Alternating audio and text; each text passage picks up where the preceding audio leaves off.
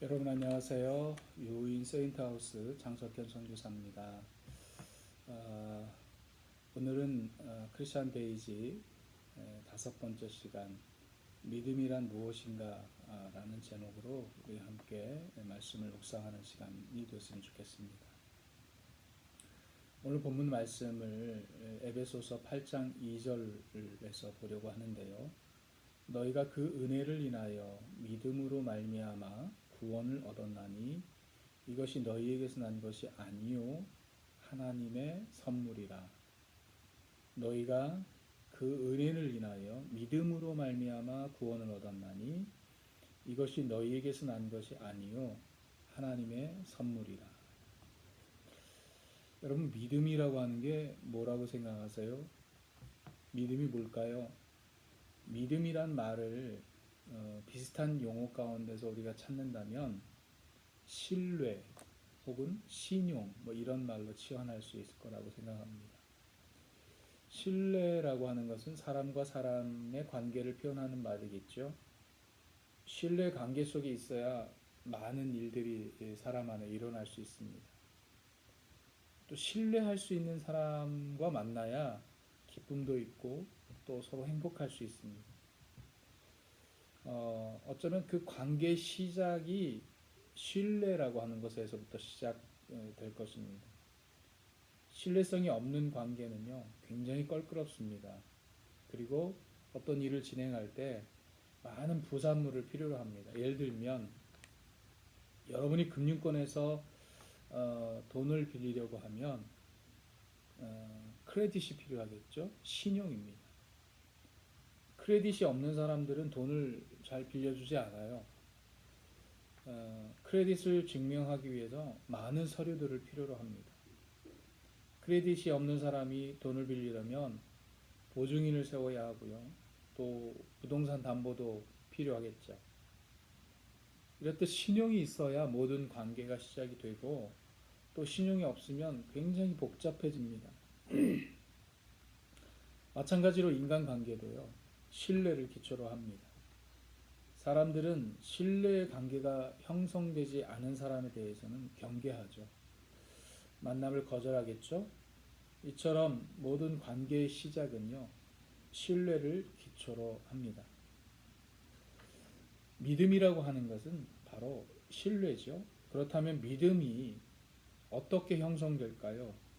결론부터 말씀드린다면 믿음이라고 하는 것은 세 가지 요소를 필요로 합니다. 첫 번째, 그것은 만남이죠. 먼저 만나야 무슨 일이 시작되겠죠. 또 두 번째는 정보입니다. 그 사람에 대해서 알고 또 그 사람이 어떤 사람인지를 이해해야 되는 거죠. 또 세 번째는 교제입니다. 이것은 시간을 필요로 하죠. 이 세 가지 요소가 믿음을 생성하는 중요한 요소가 됩니다. 이것은 시차를 들고 별개의 시간을 필요로 하기도 하고요. 때로는 동시다발적으로도 일어납니다. 하나님께서 저의 인생에 주신 가장 큰 선물이 있습니다. 두 딸들이 저의 인생에 하나님께서 주신 큰 선물입니다. 이 아이와의 첫 번째 만남을 저는 잊을 수가 없습니다. 아직 아버지의 얼굴을 알아보지도 못하지만 25년이 지난 그 시간을 아직 잊지 못합니다.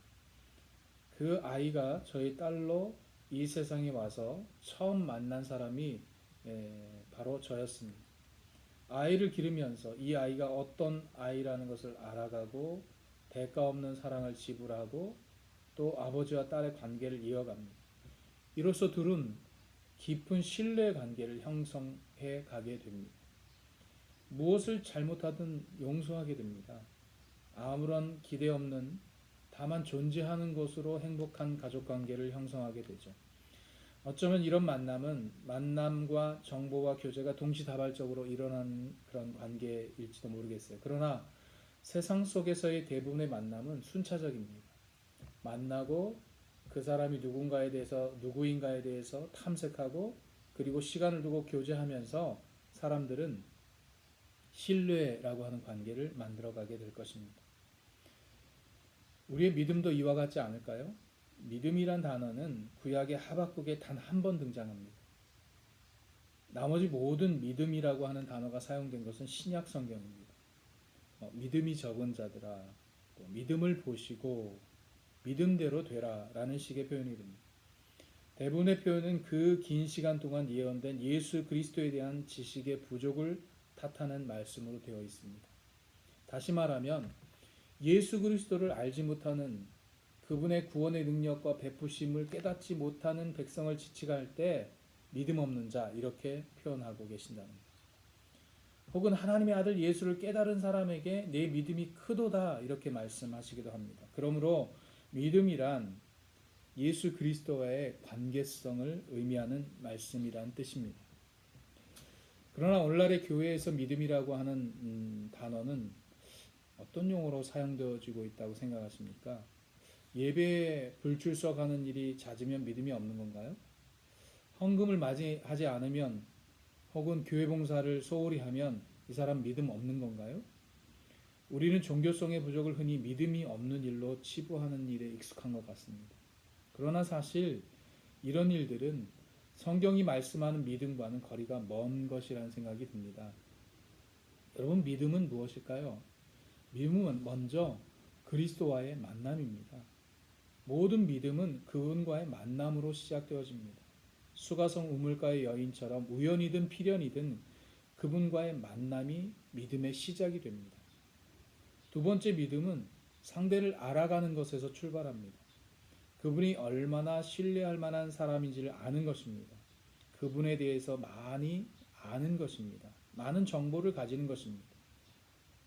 세 번째 믿음은 교제에서 만들어집니다. 예수님의 제자들이 3년의 공생의 기간 동안에 그분을 만나고 그분과 함께 살고 알아가고 그분과의 공동체의 삶을 통한 교제를 통해서 그분을 신뢰하게 되고 그분을 위해서 마침내는 목숨을 내어놓을 수 있는 사람이 된 것이죠.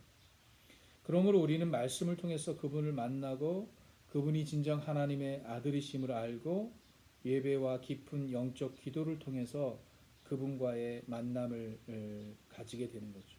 그것을 통해서 우리는 믿음이라고 하는 것을 가지게 됩니다. 다시 말해서 믿음을 가지게 된다라고 하는 것은 영이신 하나님과의 교제의 문이 열린 것이고 영적인 사람이 되는 것입니다. 그분을 따르는 제자가 되는 것이고 신앙인으로서의 삶을 살아가게 된다는 의미입니다. 그러므로 믿음은 매우 뿌리 깊은 것입니다. 그냥 우연히 생겨나는 것이 아니라 시간과 삶이 공유되어야 한다는 뜻입니다. 우리가 예배에 참여하는 것도 기도로 나아가는 것도 모두 우리의 믿음이 깊어지는 단계이기 때문에 소중한 것입니다. 그 믿음은 우리가 소망하는 것의 실제가 됩니다. 하나님은 이 믿음의 관계 안에서 우리 가운데 실존적으로 일하시게 되는 것입니다. 그러므로 이 하나님을 향한 믿음은 세상이 알 수 없는 영적인 기쁨을 우리에게 부여하는 도구가 됩니다. 믿음을 다른 한 단어로 그래서 바꾸어 말하자면 그것은 관계입니다. 깊은 믿음이라고 하는 것은 깊은 관계를 통해서 태어나는 것입니다. 우리가 영이신 아버지를 만나고 그분을 알고 그분과 교제하면서 그런 관계성을 통해서 비로소 영적인 관계가 열리는 것이고 그것이 곧 믿음입니다. 그 믿음을 통해서 우리는 영적 세계를 우리의 실존 세계 안으로 끌어오는 능력을 갖게 됩니다. 그래서 기적을 경험하고 은혜를 경험합니다. 그리고 이 믿음의 결국이 무엇이냐면 오늘 본문의 말씀에 우리의 구원이라고 말씀하는 것입니다. 그래서 오늘 본문의 말씀이 의미가 있습니다. 그분의 은혜, 그분의 선물, 그것이 믿음인 이유는 예수 그리스도가 죄로 단절된 우리를 적극적으로 만나러 오셨기 때문입니다. 그분이 우리에게 오셨다는 거예요. 그분이 먼저 우리를 찾아오셨다. 그래서 이것이 은혜이고 선물입니다. 우리가 그분을 만나게 된다는 것은 하나님의 사랑이 그 이유였다는 것입니다. 이것이 은혜입니다. 이것이 선물입니다. 그래서 믿음은 하나님이 주신, 우리에게 주신 선물입니다. 결론적으로 예수 그리스도를 향한 우리의 믿음은 관계성을 의미하는 말입니다. 이 관계는 완전한 죽음 가운데 있었던 우리 스스로가 가능했던 일이 아니라 아버지의 사랑 안에서 보내진 예수 그리스도로 인해서 시작된 일이라고 하는 사실입니다. 믿음은 만남과 정보와 교제를 포함하는 관계입니다. 그러나 우리는 이 일을 스스로 시작할 수 없었기 때문에 하나님께서 선물로 그리스도를 보내주셨다라고 하십니다. 그래서 우리의 믿음은 은혜이고 선물입니다.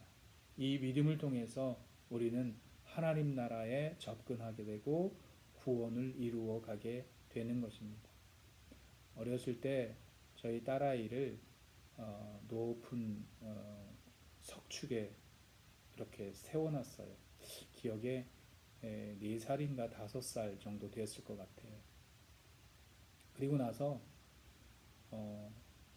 떨어지면 정말 어디 다칠 것 같은 높이에 올려놓고 딸에게 아빠 품으로 뛰어내려 이렇게 제가 이야기했어요.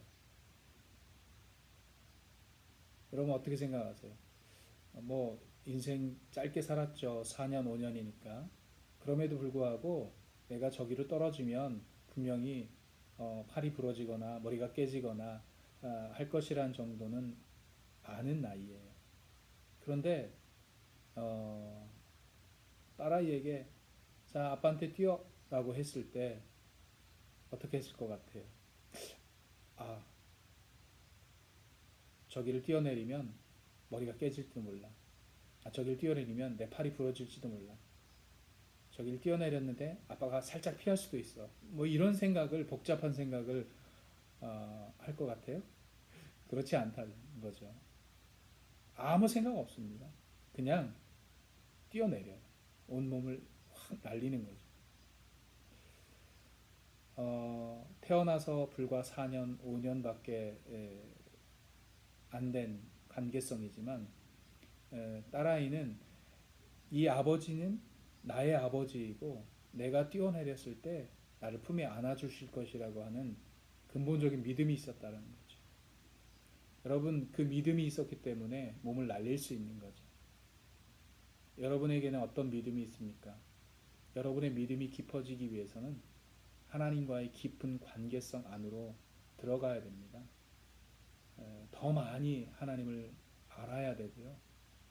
먼저는 그분을 만나야 되겠지만 먼저 그분을 만나고 그분을 더 많이 알아가고 또 그분과 많은 시간을 공유할 때 우리는 그분을 향한 깊은 신뢰를 가지게 되는 것입니다. 그래서 믿음을 통해서 새로운 영적 세계가 열려가는 정말 멋진 신앙의 세계를 알게 되는 것이죠. 이 한 주간도 여러분 믿음을 가지고 승리할 수 있는 복된 한 주가 되기를 예수님의 이름으로 소망합니다. 건강한 한 주 되시고요. 또 서로 떨어져 있지만 전화도 하고 또 SNS도 보내고 서로 교제의 끈을 놓치지 않는 그런 귀한 시간이 되기를 주의 이름으로 부탁합니다. 감사합니다.